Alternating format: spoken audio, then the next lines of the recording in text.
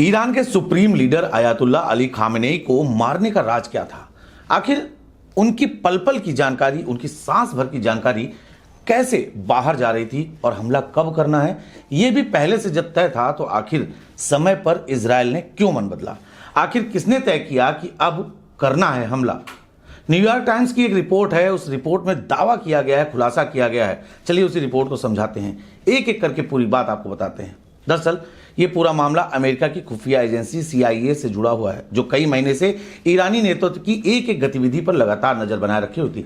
खासतौर पर supreme leader Ayatollah Ali Khamenei की एक एक मूवमेंट पर मीटिंग शेड्यूल और उनकी सुरक्षा व्यवस्था का लगातार विश्लेषण किया जा रहा था। खुफिया एजेंसियों ने धीरे धीरे उनके आने जाने के पैटर्न को समझ लिया।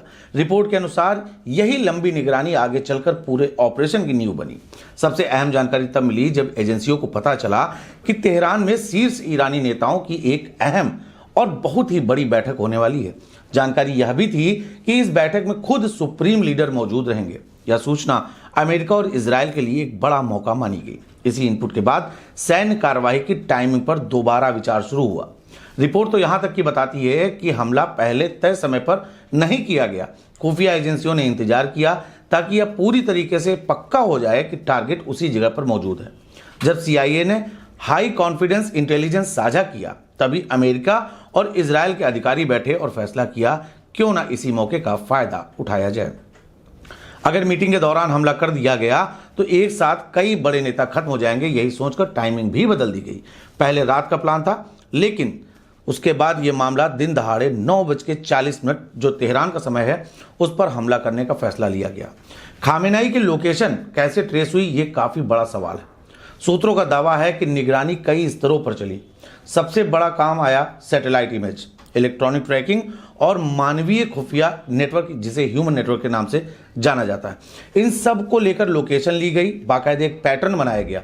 जैसे इनपुट मिले और उसके बाद कार्यवाही को हरी झंडी मिली। खामेनेई को मारने का प्लान आखिर किसका था, इसके पीछे भी सवाल है। ये फैसला किसने लिया? ये ज्वाइंट डिसीजन था। अमेरिका और इजरायली टॉप अधिकारी, इंटेलिजेंस चीफ और मिलिट्री कमांडर्स ने मिलकर तय किया।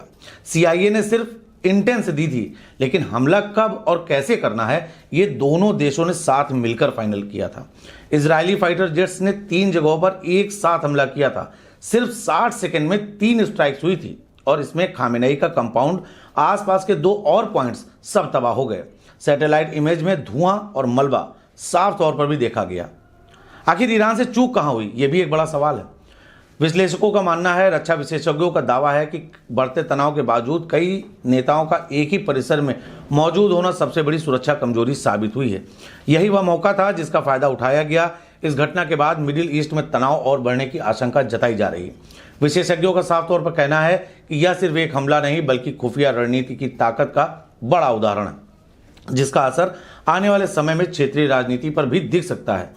अमेरिकी CIA ने भी यह दावा किया था। हालांकि कुल मिलाकर ये जो घटना हुई, जो जिस तरीके से अली खामेनेई को मारा गया, ये घटना बता रही है कि बाकायदे पूरी फुल प्रूफ प्लानिंग की गई थी और इसमें जो सबसे मजबूत कार्य था वो कार्य ह्यूमन, यानी कि मानवीय सूत्रों के, जिसे हम आम भाषा में मुखबिर कहते हैं।